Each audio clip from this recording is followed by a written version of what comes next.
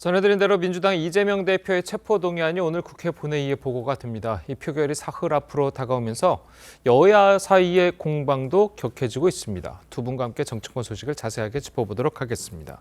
신성범 전 새누리당 의원 그리고 김종욱 전 청와대 행정관 나오셨습니다. 안녕하세요. 네, 안녕하세요. 자, 이재명 대표는 어제 기자간담회를 열었습니다. 자신을 향한 검찰 수사가 부당하다는 주장을 강하게 했는데요. 목소리 한번 들어보겠습니다. 법치에 탈을 쓴 사법 사냥이 일상이 돼가고 있는 폭력의 시대입니다. 정치는 사라지고 지배만 난무하는 그런 야만의 시대가 다시 도래하고 말았습니다.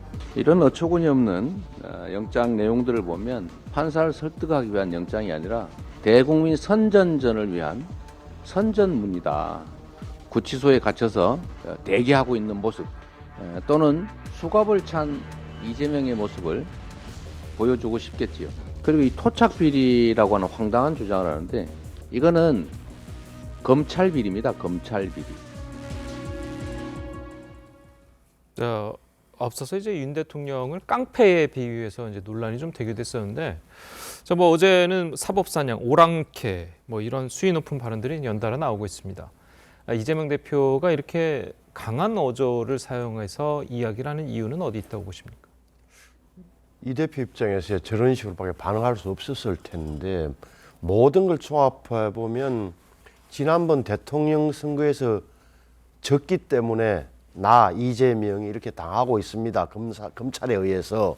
그래서 정적 사냥입니다라는 이야기를 하고 싶을 텐데 대통령 선거 끝나고 나서 야당 대표와 야당 전직 후보가 조사를 받는 경우가 흔히 하는 대선 자금, 불법 정치 자금과 관련해서는 학용이라고 하면 간혹 있어 왔죠. 예를 들어 DJ 비자금, 김대중 비자금 문제, 이해창 총재의 뭐 차떼기 의혹 이런 게 있었는데 이것은 다 넘어갔어요. 왜? 국민들이 볼 때는 그래도 야당 대표가 야당 후보였기 때문에 여당이 돈도 많이 썼을 텐데 왜 조사하느냐는 이런 심리가 깔려있기 때문에 그냥 넘어갔다. 이 정도 되면은 사실은 뭐 정적 이야기를 수사 이야기를 할 수 있는 대목이다. 그런데 이런 건 당이 관여됐기 때문에 당과 후보가 이 대목은 근데 이재명 전 성남시장 건이잖아요. 그분이 어떻게 해서 국회의원이 되고 당대표가 됐기 때문에 야당 대표가 이재명으로 바뀌었을 뿐이죠. 수사 대상이라는 게 이런 건데 알아야 된다. 이게 나온 대로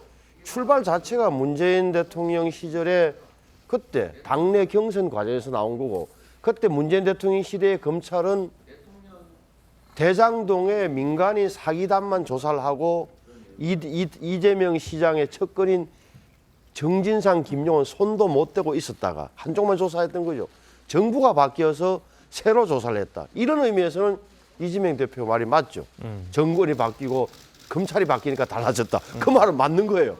근데 이 대목은 나중에 제가 법정에 가서 따질 문제다. 진짜 토착 비리인지 아주 머리 좋은 법률을 해박한 사람이 이중 삼중의 방화벽을 형성해서 빠져나간 건지 수백억을 먹으려다가 아니면 말 그대로 검찰이 수사를 잘못하고 있는 건지는 법정에서 따지는 문제다. 다만 정적 제거용 수사라는 것은 출발 지점이나 과정을 살펴보면 일방적 주장이다라고 보여집니다. 알겠습니다. 자, 그리고 이 대표는 자신을 향한 검찰 수사에 대해서도 법치의 탈을 쓴 사법사냥이다 이렇게 표현을 했습니다. 자, 검찰이 이에 대해서 이제 뭐 사법의 신뢰성을 떨어뜨리는 발언이다. 자, 이렇게 이제 반발을 했거든요. 뭐 저는 이재명 당대표가 얘기했던 뭐 깡패 발언 이런 것들 같은 경우는 그냥 뭐 새롭게 나온 게 아니고요.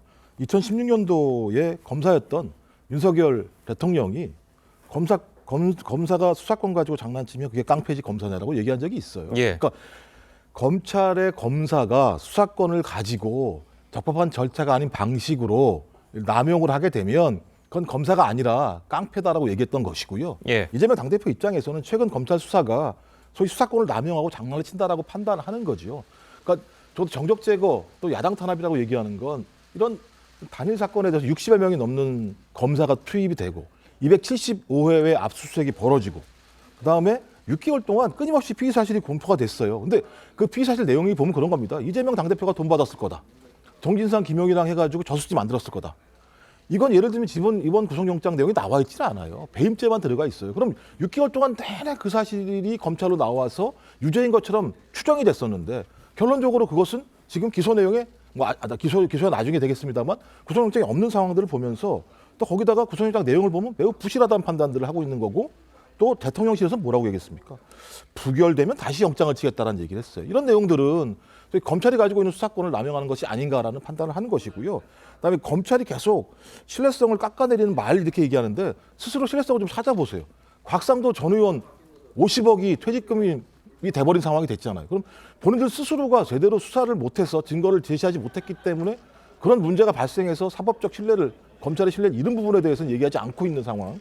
그다음에 또 하나는 정치적 언어로 수사팀을 모멸한다고 얘기하는데 법무부 장관께서 오히려 제가 볼 때 훨씬 더 정치적인 발언을 많이 하세요. 자기 스스로가 더 올바르게 방법을 세운 다음에 남들을 욕했으면 좋겠습니다. 알겠습니다. 자, 그리고 윤 대통령과 검찰을 향해서 거친 말을 쏟아냈던 이재명 대표의 기자회견에 대해서 이 여당과 한동훈 장관도 강하게 비판을 했습니다. 어떤 이야기들이 나왔는지 들어보겠습니다. 말씀이 점점 험해지시는 거 말고는 새로운 얘기가 있는 것 같지는 않은데요. 바로 그 얘기를 판사 앞에 가서 하시면 됩니다. 본인에게 제기된 여러 가지 소위 사법 리스크를 일거에 조기에 해소할 좋은 기회일 텐데 그걸 마다하고 특권 뒤에 숨으려는 이유를 국민들께서 궁금해하실 거라고 생각합니다. 사람이든 짐승이든 두려움에 떨면 말이 강해지고 목소리가 높아지기 마련입니다. 이재명 대표 말씀대로 정치 탄압이라면 누구나 민주당 의원들이 부결할 것이 뻔한데 뭐가 두려워서 찾아다니면서까지 부결해달라고 부탁을 하고 하는 것입니까? 예, 아까 신 의원께서도 언급을 해주셨지만 한동훈 장관도 판사 앞에 가서 하면 되는 이야기다. 자, 이야기를 했습니다. 자, 그런데도 이 대표는 기자회견에서 얘기를 좀 들어보면 불체포 특권을 포기할 생각이 아예 없어 보이는데 왜 그렇다고 보십니까?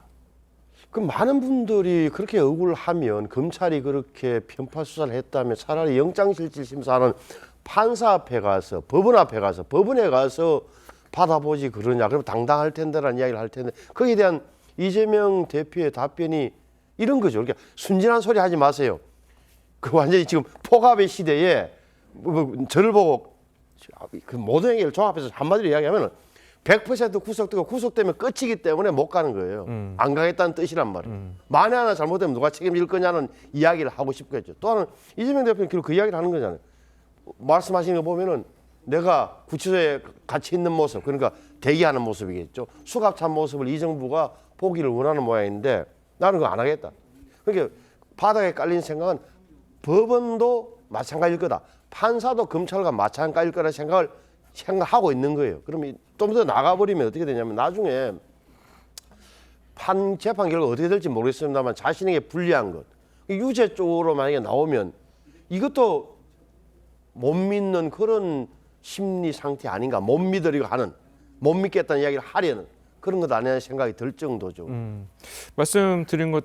하신 것처럼 그러면 이재명 대표는 만약에 영장실질심사를 가게 되면 본인이 100% 구속될 것이다라고 생각을 하는 겁니까? 그건 아직 확인될 수 없는 부분인 것 같고요. 이제 계속 얘기하는 게 저는 한동훈 법무부 장관도 법무부 장관으로서 법률적으로 말씀하셨으면 좋겠어요.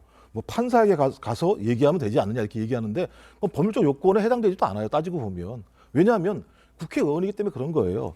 검찰은 영장 청구권을 가지고 있습니다. 그러니까 자기들이 수사를 해서 소위 인신을 구속할 만한 내용이라고 자기들이 판단해서 영장을 청구한 거예요. 그러면 영장을 청구했는데 국회의원이라는 신분이기 때문에 당연히 이건 그냥 적법 절차입니다. 적법 절차를 통해서 소위 국회에다가 물어보는 거죠. 체포를 할지 말지에 대해서. 민주당은 지금 어떤 결정을 한 거냐. 이 부분과 관련해서 자율투표를 하겠다고 결정을 한 거예요. 이제 본회의에 오늘 보고가 되겠죠. 그럼 27일 날 이제 본회의에서 표결을 할 겁니다. 그럼 제가 볼 때는 자율투표를 결정했으니까 그때 투표를 하면 돼요. 근데 이것이 예를 들면 매우 문제가 있는 것처럼 말씀하시는 것 자체가 법무부 장관이 반헌법적이고 반법률적인 말씀을 하고 계시는 거예요. 이 절차를 뺄 수가 없어요. 이 절차를 빼고 그냥 본인이 혼자 나가라는 얘기밖에 안 되는 건데 절차를 밟은 다음에요. 가결이 되면 영장실질심사 받는 거예요. 그래서 법원의 판단을 받으면 되는 것이고요. 부결이 되면 뭘 해야 되느냐. 부결이 되면 검찰이 이제 판단을 해야 돼요. 불구속으로 수사할 건지 영장을 재청구할 것인지.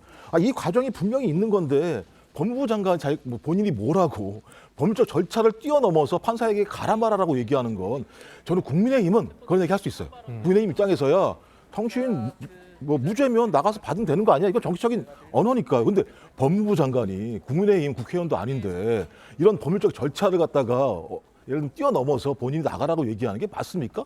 전 그래서 계속 검찰뿐만 아니라 법무부 장관도 법률적인 용어를 사용하는 게 아니고요. 매우 정치적인 용어를 사용하고 있어요. 제발 이래는 선우가 있습니다. 그러니 법률적으로 절차를 밟아서 만약에 부결됐을 때 검찰은 여기에 대해서 어떻게 할 건지 결정만 하면 돼요. 왜 법무부 장관이 계속 정적 판단을 하고 정적 발언을 하는 건지 전 그게 더 기이해요. 그리고 법무부 장관의 발언과는 좀 별도로 네네. 국회의원 본인이 예를 들어서 체포동의안이 왔을 때 나는 이 체포동의안 처리를 본회의에 안 올려도 된다. 본인이 나가겠다. 이렇게 하면은 투표를 하지 않아도 되는 겁니까? 그러니까 본인이 나가게 되게 되면 그런 예. 절차들을 제가 볼 때는 그것을 미리 결정해야겠죠. 과거에 권성동 모델이라고 얘기하는 건 본회의에 보고된 다음에 37일 동안 질질 끌었던 거예요. 왜 끌었겠습니까? 그러니까 권성동 의원 입장에서 자기는 무죄이기 때문에 검찰을 신뢰할 수가 없고 본인도 지금 나중에 무죄가 됐긴 했잖아요. 근데 본인 입장에서 무죄가 될 거라고 생각을 했었습니다만 검찰이 어떻게 할지 모르니까 37일 동안 계속 미뤄왔다가 여론의 압박을 받고 난 다음에 당내에서도 막 그랬었죠. 그러니까 37일 만에 본인이 직접 나간 거죠. 그런데 지금 상황 같은 경우는 그런 상황이 아니고 또 당대표지 않습니까? 당대표의 거취 문제와 관련해서 의원총회에 모여서 의원들이 자율투표라고 하는 결정 과정을 거쳐서 27일 날 본회의에서 보자라고 얘기한 상황인데 본인이 간다? 이럴 수는 없을 것 같고요. 저는 오히려 27일 날 본회의에서 투표가 되고 난 다음에 그다음에 이재명 당대표가 이런 결과에 대해서 어떤 정치적 판단, 결단을 할 건지에 대한 문제는 좀 그 이후의 문제라고 생각을 합니다. 알겠습니다. 자, 그리고 당대표의 체포동의안 표결을 앞두고 민주당 내에서는 어떤 이야기들이 나오고 있는지 한번 들어보겠습니다.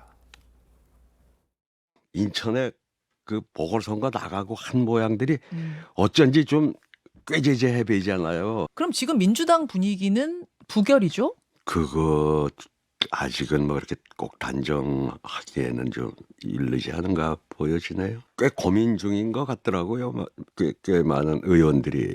당이 얼마나 출렁거릴까 근데- 이런 것들을 걱정을 하니까 요번에 부결을 시키되 당대표한테 이렇게 결단을 요구하자 요런 그룹이 하나 있고 결단이라는 게 혹시 대표직 사퇴를 그렇다는 거예요. 예, 물론 뭐 일각에서 나오는 이야기긴 하지만 이 조홍천 의원의 이야기를 들어보자면 부결이 된다면 그 부결 이후에 이 당대표직을 사퇴하는 방안, 자, 이 방안들이 당내에서 어느 정도 논의가 되고 있다라고 이야기를 한 것 같은데, 자, 어떻게 보십니까, 이 상황은? 그러니까 아침에 보니까 설훈 의원이 지난번 의원총회에서 이번에 확실하게 부결시키다라는 이야기만 공개됐었는데 어느 신문에 보니까 뒤가 하나 더 붙이더라고요. 그러니까 우리가 하나 돼서 이번에 체포동의안을 부결시키자. 그 이후에는 이재명 대표가 알아서 행동하실 거다라고 말했다는 거예요. 그럼 예. 뒷부분이잖아요. 우리가 똘똘 모아서 부결시켜 줄게요. 비명계도. 그런데 그 이후에는 대표가 알아서 이게 무기학이 있는 건지 적어도 이런 인식을 하고 있는지 모르겠어요. 아예 정확지 않아요. 그 상황이 어떻게 바뀔지 모르는데 다만 이런 생각, 이런 뭐 부결 이후에 이 대표가 결단론, 다시 말하면 정확히 말하면 당대표 사퇴론이죠. 이게 과연 현실성이 있을까? 제가 보기에는 이재명 대표 현재 입장이나 말을 들어보면 자진 사퇴는 안 할 게 분명해 보여요. 제 눈에는. 이렇게 남는 것은 나중에라도 결국은 뭐 총선이 내년 총선을 두고 위험하다고 생각하면 또 재판에 왔다 갔다 하는 모습이 언론에 노출되고 하면 결국은 이재명 대표로는 총선을 못 치르겠다는 게 합의가 이루어지면 그 이후에는 결국은 내려놓되 지금 자기가 장악하고 있는 최고위원회 의결로 비대위를 만들어서 뭐 수렴청정을 한다 이런 식으로 변형되지 않을까 생각을 하지만 지금 봐서 자진 사퇴 가능성은 제가 보기에는 없는 것 같아요. 알겠습니다. 자, 그리고 앞서서 이제 유인태 전 국회 사무총장 이야기도 좀 들어봤는데 유인태 전 사무총장 같은 경우에는 이제 민주당의 굉장한 당의 원로고 또 이제 당에서 어느 정도 영향력도 있는 분인 것 같은데 자, 부결로 단정 짓기에는 좀 이르다. 자, 이런 좀 이야기를 했습니다. 좀 당의 결정과 좀 반대적인 입장을 얘기했는데 어제 이제 권고문도 그렇고 이게 당의 원로들이 약간 이재명 대표에 대해서 약간 반대하는 듯한 자, 그런 목소리를 내는 것에 대해서는 좀 어떻게 생각하십니까? 뭐 제 생각에는 뭐 이분들이 뭐 정치적인 애정을 가지고 말씀하신 거라고 저는 생각을 하고요. 또 이런 고언 또 충언에 대해서는 충분히 받아들여야 된다고 생각을 합니다만 또 반대로 따지고 보면 이런 문제가 발생했던 과정에서 검찰의 어떤 무도한 수사 방식, 남용 이런 문제에 대해서도 같이 거론해 줬으면 좋겠다는 생각이 드는데요. 일단 뭐 저는 유인태 전 국회 사무총장님 말씀을 제외하더라도 조홍천 이런 분들이 계속 예를 들어 무슨 일이 일어날 것처럼 계속 말씀을 하세요. 근데 거의 제가 볼 때 양치기 소년 같은 거죠. 과거에 뭐 아시겠습니다만 노웅래 의원 같은 경우도 뭐 반발표가 많을 거다라고 얘기했었습니다. 그렇지 않았고 이상민 장관 탄핵안도 마찬가지인 것이고 양치기 소년이 계속 늑대가 나타난다고 했는데 늑대가 나타나지 않으면 양치기 소년에 대해서 마을 사람들이 신뢰하지 않는 측면들이 분명히 있다라는 생각이 들고요. 또 하나는 이런 말씀하시는 분들의 공통점이 있습니다.